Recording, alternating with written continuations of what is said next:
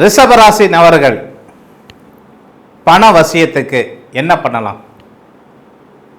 இப்போ நீங்கள் ஒரு பக்கம் பணம் கேட்க போகிறீங்க, இல்லை உங்களுடைய அதாவது வேலை செஞ்ச பணம் பெண்டிங் நிற்கிது, அந்த பணத்தை வந்தால் நான் இந்த பொருளை வந்து இந்த கடன் அடைப்பேன் அப்படின்னு சொல்லக்கூடிய நபர்கள் யாராக இருந்தாலும் சரி, அவங்க வந்து பார்த்தீங்கன்னா சிம்பிளான பரிகாரம், தாந்திரிக பரிகாரம், சிம்பிளான பரிகாரம் செய்து பாருங்கள். விரைவில் உங்களுடைய கஷ்டங்கள் நிவர்த்தி ஆகும். சரி, அப்படி எப்படிப்பட்ட பரிகாரம்?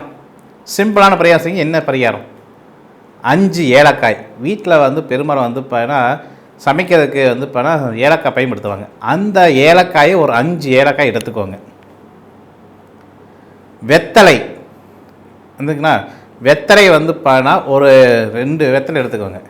அந்த வெத்தலையில் இந்த ஏலக்காய் 5 ஏலக்காய் வச்சு மஞ்சள் கலர் துணியில் முடி போட்டு பாக்கெட்டில் வச்சு, அதாவது பெண்ணாக இருந்தால் பாக்கெட் இல்லை, அப்போ எதை வைக்கலாம்? பேக்கில் வைக்கலாம். உங்களுடைய பர்ஸில் அல்லது ஏன் பேக்கில் வச்சுக்கலாம்.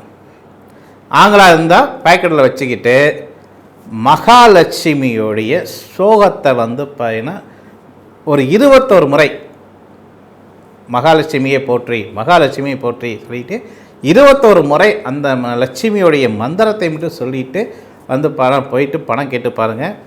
உங்களுக்கு பணம் வந்து சேரும். இல்லை நீங்கள் வேலை செஞ்ச பணம் பெண்டிங்கில் இருக்குது, அந்த பணம் வந்தால் நான் பெரிய கடன் அடைப்பேன் அப்படின்னா அந்த கடன் உங்களுக்கு வந்து அந்த உங்களுடைய பணமே உங்களுடைய அதிகாரிகள் வந்து கூப்பிட்டு கொடுப்பாங்க. செய்து பாருங்கள், நிச்சயம் வெற்றி கிடைக்கும்.